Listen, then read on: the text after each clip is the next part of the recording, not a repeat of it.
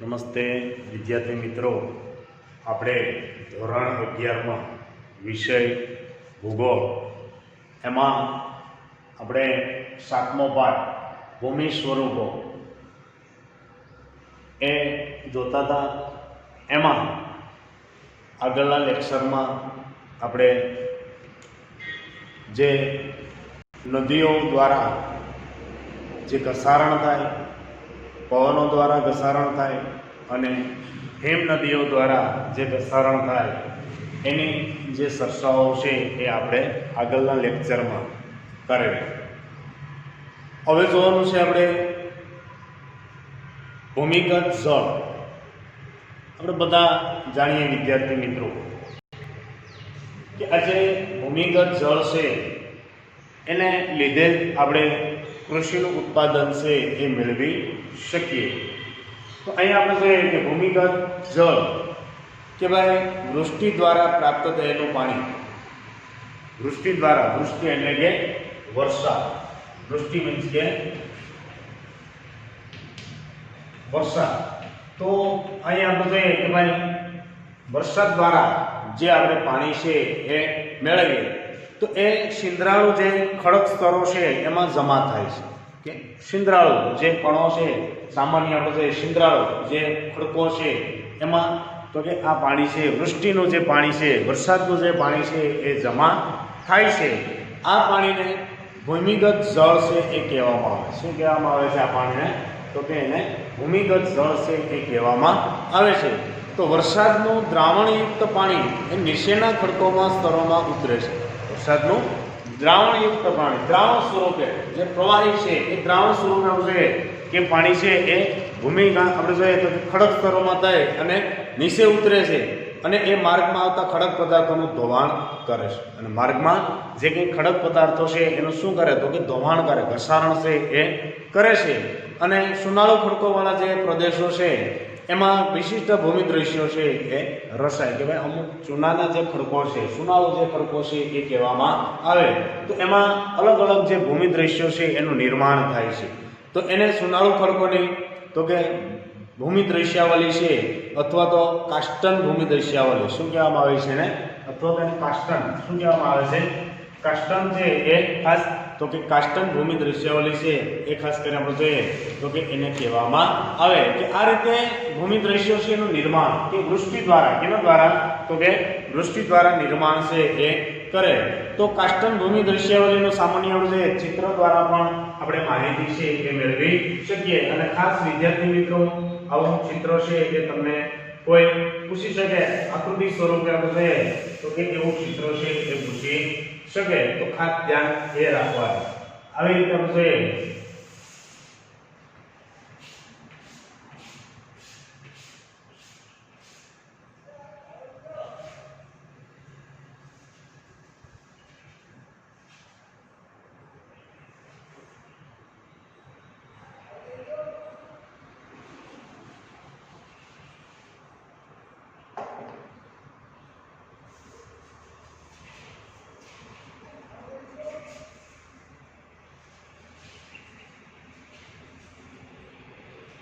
એક પ્રમાણે આપણે જોઈએ કે આ આખી આકૃતિ છે એ આ પ્રમાણે જોવા મળે.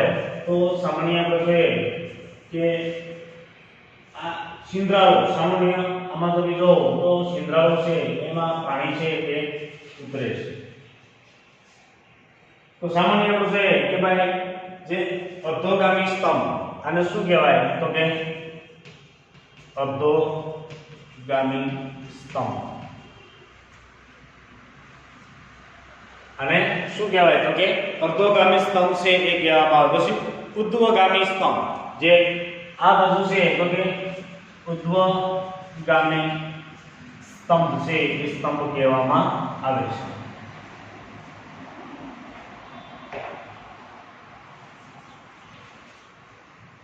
સામાન્ય છે કે આ બધા તો કે એને શિંદ્રાળુ અને શું કહેવામાં આવે તો કે આ રીતે તો કે આમાં શિંદ્રાળુ આ શું કહેવાય છે તો કે એને શિંદ્રાળુ છે એ કહેવામાં આવે કે આમાં જે પાણી છે એ જમા થાય છે. આમાં શું જમા થાય છે તો કે પાણી છે એ આ રીતે તો કે એમાં જમા થાય છે. તો આ પ્રમાણે ખાસ અધોગામી અને ઉર્ધ્વગામી. પછી સામાન્ય છે કે ગુફા સ્તંભ, આને શું કહેવાય છે તો કે ગુફા સ્તંભ. શું કહેવામાં આવે છે આને તો કે ગુફા સ્તંભ છે એ કહેવામાં આવે. અને જે નીચેનો ભાગ છે એ ખાસ કરીને આ તો કે પાણી. આ ભાગ કયો છે તો કે આ બધો નીચેનો ભાગ છે એ પાણી. શું કહેવામાં આવે છે નીચેનો ભાગ છે એ સામાન્ય તો કે પાણી છે એ કહેવામાં આવે છે. તો આ પ્રમાણેની આકૃતિ ખાસ જોવા મળે એટલે કાષ્ટન ભૂમિ દૃશ્યાવલી. આ કેવું સ્વરૂપ રહેશે તો કે કાષ્ટન ભૂમિ દૃશ્ય. આમાં ડુબક છિદ્ર છે, યુવાલા છે અને ડોલાઇન્સ ખાસ કરીને છે. અને શું કહેવાય તો કે ડુબક છિદ્ર એ પ્રમાણે આપણે છે કે પછી ખાસ કરીને યુવાલા. શું કહેવાય યુવાલા છિદ્ર એટલે કે યુ આકાર ધરાવે. કેવો આકાર ધરાવે છે આ રીતે યુ આકાર છે એ ધરાવે. અને સામાન્ય આપણે છે કે ડુબક કહેવામાં આવે. શું કહેવામાં આવે છે આને ડુબક. અને એ પ્રમાણે આપણે કે ખાસ કરીને આપણે કે લાંબી એ રીતે લાઈન હોય આ પ્રમાણે તો કે એને ડોલાઇન્સ. શું કહેવામાં આવે છે ડોલાઇન્સ. અને શું કહેવાય છે તો કે આને ડોલાઇન્સ. સામાન્ય ડુબક છિદ્ર આ રીતે, પછી યુવાલા છિદ્ર આ રીતે અને ખાસ કરીને ડોલાઇન્સ આ પ્રમાણે. તો કે એ પ્રમાણે જોઈએ તો કે એમાં જે વરસાદ પડે એ વરસાદ આ સ્વરૂપે અને એમાં અર્ધગામી અને ઉર્ધ્વગામી અને આ જે ગુફા સ્તંભ કહેવામાં આવે આ બધું છે એ પાણી. શું કહેવામાં આવે છે તો કે સામાન્ય આ બધો જે વિસ્તાર છે એ પાણીનો વિસ્તાર છે. આ બધો તો કે પાણીનો વિસ્તાર છે એ કહેવામાં આવે છે. એટલે આને શું કહેવાય કાષ્ટન ભૂમિ દૃશ્યાવલી. શું કહેવામાં આવે છે વિદ્યાર્થી મિત્રો તો કે આને કાષ્ટન ભૂમિ દૃશ્યાવલી છે એ કહેવામાં આવે છે. તો અહીંયા આપણે જોઈએ કે ભાઈ સોનાના જે ખડક છે એ સ્તરોના સાંધામાં જે સપાટી પરનું પાણી અને છિદ્રોની રચના કરે છે. સામાન્ય આપણે જોઈએ કે જે સોનાના જે ખડકો છે એ જેના ખડક સ્તરો છે એમાં સાંધા હોય. શું હોય છે સાંધા. સામાન્ય આપણે જોઈએ કે આ આપણે લાદી લગાવીએ તો આ પ્રમાણે હોય છે લાદી. આ પ્રમાણે લાદી હોય. તો આવી રીતે આપણે કે લાદીનો એક આ ટુકડો છે આ રીતે લગાવીએ તો અહીંયા શું પડ્યો સાંધો. સામાન્ય આ રીતે લગાવીએ તો અહીંયા શું પડ્યો સાંધો. તો આ પ્રમાણે એ વરસાદ પડે એ સાંધામાં જાય. કેમાં જાય છે તો કે વરસાદ એ આ રીતે તો કે સાંધામાં જાય. એટલે જ કીધું છે કે સાંધામાં સપાટી પરનું પાણી છે અને એવા છિદ્રો છે એ છિદ્રોમાં જે ખાસ કરીને રચના કરે જેને ડુબક છિદ્રો. શું કહેવામાં આવે છે આને તો કે ડુબક છિદ્ર છે એ કહેવામાં આવે છે. કે આ રીતે ડુબક છિદ્રનું નિર્માણ સામાન્ય સમજાય કે આ રીતે તો કે ડુબક છિદ્રનું નિર્માણ છે એ કરે છે. તો આને ડુબક છિદ્ર છે એ કહેવામાં આવે છે. તો આ ડુબક છિદ્ર ઘસારણ દ્વારા તો કે કદ વિસ્તારણમાં થતા આ ડુબક છિદ્ર છે એનું શું થાય તો કે ઘસારણ થાય. શું થાય છે તો કે ઘસારણ દ્વારા તો કે કદ વિસ્તારણ થતા તે યુવાલા, ડોલાઇન્સ અને પ્લોઝેમા કેમાં રૂપાંતર થાય છે તો કે યુવાલા, ડોલાઇન્સ અને ખાસ કરીને પોલેજ. તો આ રીતે આપણે જોઈએ કે યુવાલા, ડોલાઇન્સ અને ખાસ કરીને આપણે જોઈએ તો કે એને શું કહેવાય પોલઝેમા. શું કહેવામાં આવે છે પોલઝેમા કહેવામાં આવે છે. આ પ્રમાણે ત્રણેય જે રચના છે એ થાય છે યુવાલા થાય છે, ડોલાઇન્સ થાય છે અને પોલઝેમા. યુવાલા, ડોલાઇન્સ અને પોલઝેમા આ રીતે એની રચના છે એ કરવામાં આવે છે. વરસાદ દ્વારા કેનું દ્વારા તો કે વૃષ્ટિ પડે. શું પડે છે અહીંથી તો કે ઉપરથી શું પડે તો કે વૃષ્ટિ. શું પડે છે તો કે વૃષ્ટિ છે એ વૃષ્ટિ પડે અને આ પ્રમાણે તો કે એનું નિર્માણ છે એ થાય છે. તો વધુ ઊંડાઈએ ઉતરેલા ભૂમિગત જળને લીધે તો કે ગુફાની છત ઉપર થતા તળિયે તો કે સોનાના થર જામે જાય છે. અહીંયા ગુફામાં તમે જો કે વરસાદ પડે એટલે એ પાણી અંદર જાય છે એટલે એના સોનાના ખાસ કરવું છે કે તળિયે જોઈએ તો કે સોનાના સ્તર થઈ જાય છે. સોનાના જે સ્તર છે એ થઈ જાય, સોનો જામી જાય છે.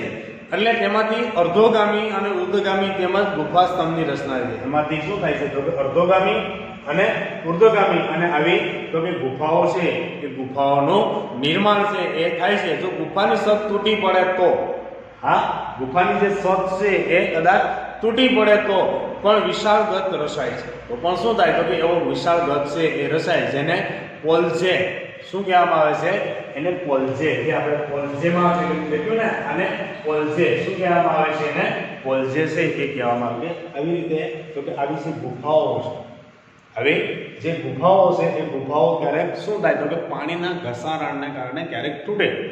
પાણીના જે ઘસારણ થાય અને ઘસારણને કારણે શું થાય તો કે એ ખાસ તો કે એવી રીતે તૂટે એટલે શું થાય તો કે એ ગત ભરાઈ જાય. શું થાય છે?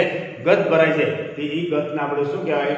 પોલજે. શું કહેવામાં આવે છે? એને પોલજે છે એ કહેવામાં આવે છે. તો આ રીતે તો કે ભૂમિગત જળ છે એ કહેવામાં આવે. નેક્સ્ટ એના પછી સમુદ્રમાં છે.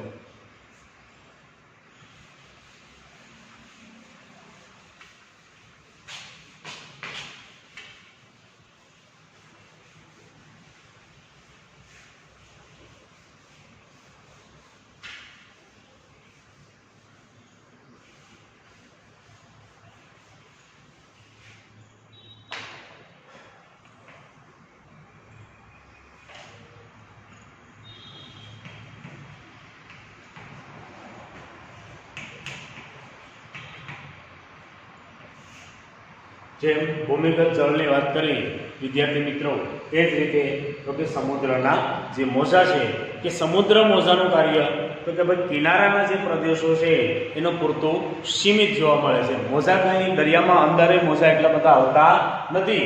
દરિયાના જે કિનારાઓ છે, દરિયા કાંઠાનો જે વિસ્તાર છે ત્યાં આવા મોજાઓ છે એ હોય છે. એટલે જ કીધું આપણે કે સમુદ્ર મોજાનું કાર્ય શું તો કે ભાઈ કિનારાના જે પ્રદેશો છે એ પૂરતું સીમિત જોવા મળે છે. એટલે સમુદ્ર મોજા ઉપરાંત ભરતી અને ઓટ એ સમુદ્ર પ્રવાહો પણ વિવિધ ભૂમિ સ્વરૂપો છે એ રચના કરે. કારણ કે ક્યારેક ભરતી હોય, શું હોય છે ક્યારેક તો કે ભરતી અને ઓટ, ક્યારેક ભરતી હોય અને ક્યારેક ઓટ હોય. ભરતી એટલે જે મોજા આવતા હોય એને શું કહેવાય તો કે એને ભરતી કહેવામાં આવે.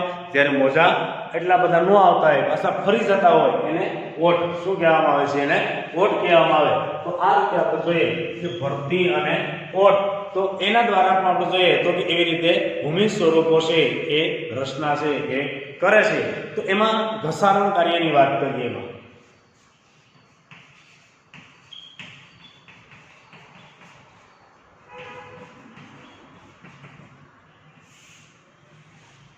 એમાં જે ઘસારણ છે કે સમુદ્રના મોજા દ્વારા પણ શું થાય તો કે ભાઈ એના દ્વારા પણ તો કે ઘસારણ છે એ થાય છે.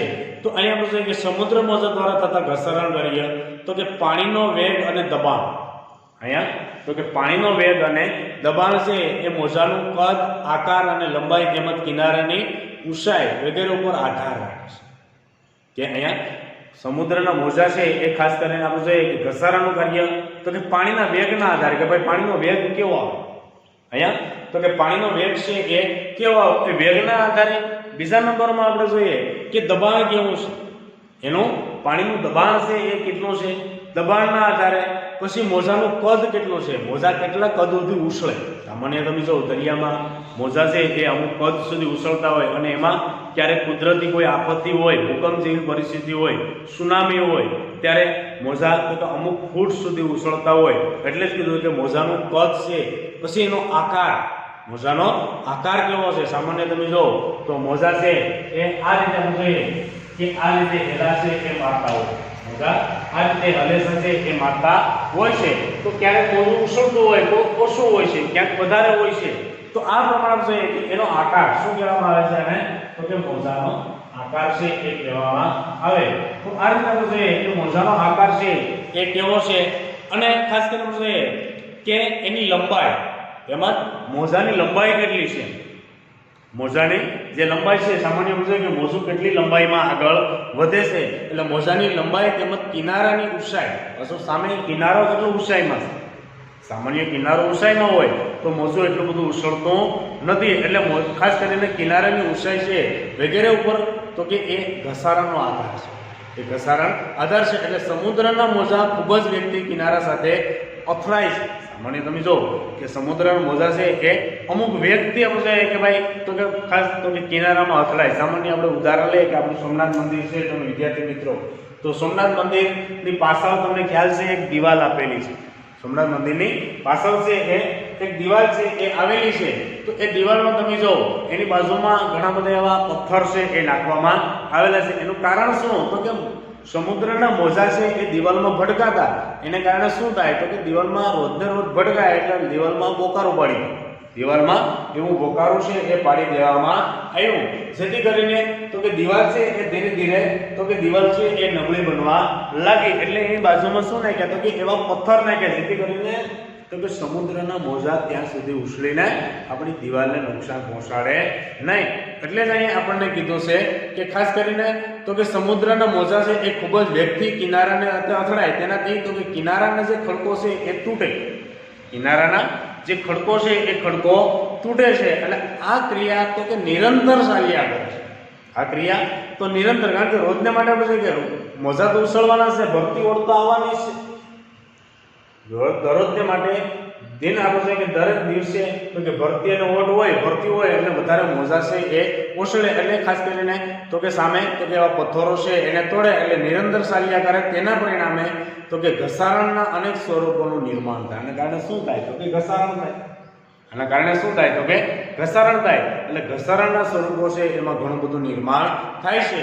તો દરિયાઈ કરાડ શું કહેવામાં આવે છે ને તો કે દરિયાઈ કરાડ છે એ કહેવામાં આવે. પછી સમુદ્ર ગુફાઓ, સમુદ્ર ભેખડ, સાગરીય સ્તંભ અને લઘુ ખાડી વગેરે ખાસ કરીને મુખ્ય કહેવામાં આવે.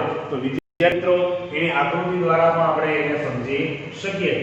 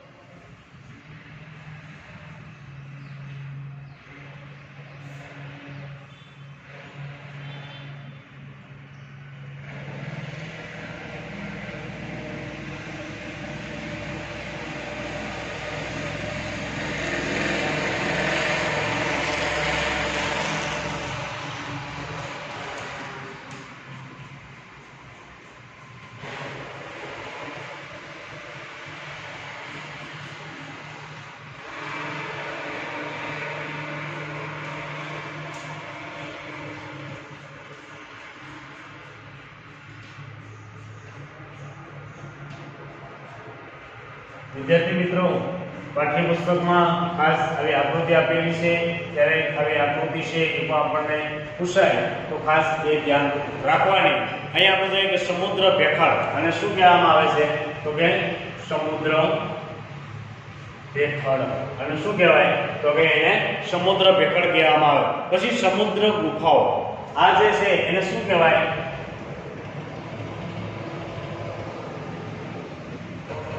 સમુદ્રની જે ગુફાઓ, આને શું કહેવાય તો કે સમુદ્રની ગુફાઓ કહેવામાં આવે. પછી સમુદ્ર કમાન, જે આ છે એને શું કહેવાય તો કે સમુદ્રની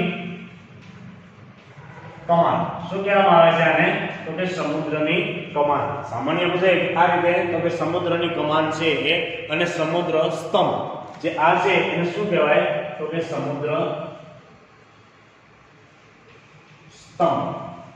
આ રીતે નિર્માણ કરે. સામાન્ય રીતે કે આ સમુદ્રનું ઘસારણ થાય ત્યારે આ વસ્તુનું નિર્માણ થાય છે, કે આ સમુદ્ર ભેખડ છે એનું નિર્માણ થાય. આ તો કે સમુદ્રની ખાસ કરીને ગુફા, આ સમુદ્રની ગુફા છે એનું નિર્માણ થાય. પછી આ તો કે સમુદ્રની કમાન, શું રચે છે તો કે સમુદ્રની કમાન રચે. અને આ રીતે સમુદ્ર સ્તંભ, શું કહેવામાં આવે છે આને તો કે સમુદ્ર સ્તંભ છે એ કહેવામાં આવે છે. આ સમુદ્રનું ઘસારણ કાર્ય દ્વારા તો કે એનું કાર્ય છે એ થતું હોય છે. અને છેલ્લે આવે નિક્ષેપણ. શું આવે છે છેલ્લે તો કે નિક્ષેપણ.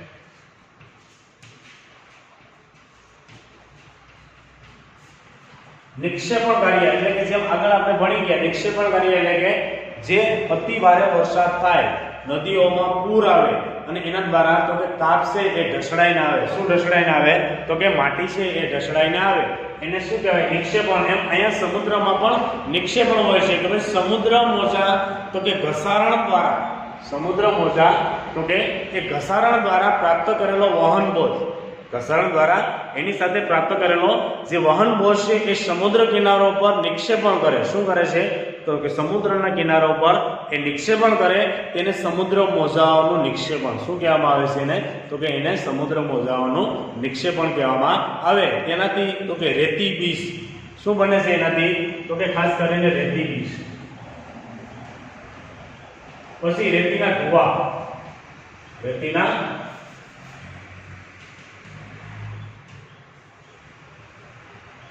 ખાસ કરીને તો કે રેતીના ધુવા છે એ રેતીના ધુવા બને. શું બને છે? તો કે રેતીના છે એ ખાસ તો કે એવા ધુવાઓ છે એ બને અને એના દ્વારા આપણે જોઈએ કે ભૂમિ સ્વરૂપોનું નિર્માણ થાય છે. રેતીના જે ધુવા તો બંધ સ્વરૂપે હોય એટલે આ રીતે ભૂમિ સ્વરૂપોનું નિર્માણ થાય. તો ક્યારેક સમુદ્રના પાણી તો કે ચારે બાજુ પાળાથી ઘેરાઈ જવાથી ઘણી વખત શું થાય? તો કે સમુદ્રનું પાણી છે એ ચારે બાજુ પાળાથી ઘેરાઈ જવાથી લઘુન સરોવર રચાય. શું રચાય છે? તો કે એનાથી લઘુન સરોવર શું થાય છે? તો કે લઘુન સરોવર છે એ ખાસ કરીને તો કે લઘુન સરોવર છે એનું પણ નિર્માણ થાય છે. આજે ઘણા બધા એવા વિસ્તારો છે કે એમાં તો કે આવા સરોવર છે એનું નિર્માણ થાય એને શું કહેવાય? તો કે લઘુન સરોવર છે. ખાસ તો કે ઓડિશાનું સિલ્કા અને તામિલનાડુનું પુલકિત લઘુન સરોવરના દ્રષ્ટાંત છે. ખાસ યાદ રાખજો ઓડિશાનું સિલ્કા સરોવર.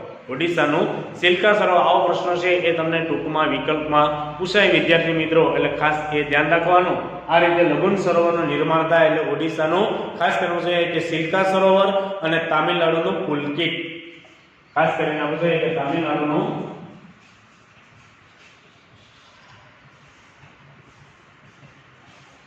પુલકિત સરોવર અને ખાસ કરવું છે તો કે સિલ્કા. અહીંયા તો કે ઓડિશાનું છે ખાસ કરીને તો કે જે સિલ્કા છે એ સિલ્કા સરોવર છે એ સિલ્કા કહેવામાં આવે છે. અને તો કે સિલ્કા સરોવર શું કહેવામાં આવે છે એને? તો કે ખાસ સિલ્કા સરોવર છે અને તામિલનાડુનું પુલકિત સરોવર આના ઉદાહરણ છે એ જોવા મળે. તો વિદ્યાર્થી મિત્રો અહીંયા આપણે આ પાઠ છે એ પૂર્ણ કરીએ. ભૂમિ સ્વરૂપો 7મો પાઠ. એમાં જે સ્વાધ્યાય આપું વ્યવસ્થિત સ્વાધ્યાય છે એ તમારે નોટબુકમાં લખી લેવાનું. જ્યારે સ્કૂલે આવવાનું થાય ત્યારે અચૂક એ નોટબુક છે એ લઈ આવવાની. એમાં પહેલો પ્રશ્ન છે સવિસ્તારમાં પર્વતની વ્યાખ્યા આપી તેના પ્રકારો વિશે વિસ્તૃત નોંધ લખો. પહેલો પ્રશ્ન. પછી નીચેના આપેલા પ્રશ્નોને સંક્ષેપમાં જવાબ આપો. એમાં બીજું છે ઘૂમટાકાર પર્વત વિશે ટૂંક નોંધ લખો. અને ત્રીજું છે ઘસારણના મેદાનોની રચના સમજાવો. ઘસારણના મેદાનોની રચના સમજાવો. ત્રીજું છે નીચેના પ્રશ્નોના ઉત્તર 1-2 વાક્યમાં આપો. 1 થી લઈ અને 4 પ્રશ્નો છે એ તમારે લખી લેવાના. 1 થી 4 પ્રશ્નો. પ્રથમ શ્રેણીના ભૂમિ સ્વરૂપો, પર્વતના મુખ્ય 2 પ્રકારો, સમસ્થાપક બળોના મુખ્ય 2 પ્રકારો અને ચોથું છે હિમ અસ્માવલિક કોને કહેવામાં આવે એ બધા પ્રશ્નો લખી લેવાના. અને ચોથો પ્રશ્ન છે નીચેના આપેલા વિકલ્પોમાંથી આપણને વિકલ્પ પસંદ છે એ કરીને લખવાનો. તો એ 1 થી 5 પ્રશ્નો છે એ તમારે લખી લેવાના. દ્વિતીય શ્રેણીના ભૂમિ સ્વરૂપો ક્યાં આવે? બીજું નીચેમાંથી કયો પર્વત ગેડ પર્વત છે? મેદાનોના કુલ ભૂમિખંડનો કેટલો ભાગ રોકે છે? બાહ્ય બળોનો આદિ સ્ત્રોત કયો છે? અને સમુદ્ર પાણીના સ્તર રચના સરોવર કયા નામથી ઓળખવામાં આવે છે? સમુદ્ર પાણી દ્વારા જે રસાતા જે સરોવર જે આપણે હમણાં વાત કરી એ રસાતા સરોવર એ કયા નામે ઓળખવામાં આવે? તો અહીંયા એટલું તમારે સ્વાધ્યાય કાર્ય છે આ પાઠનું કરી લાવવાનું. Okay, thank you.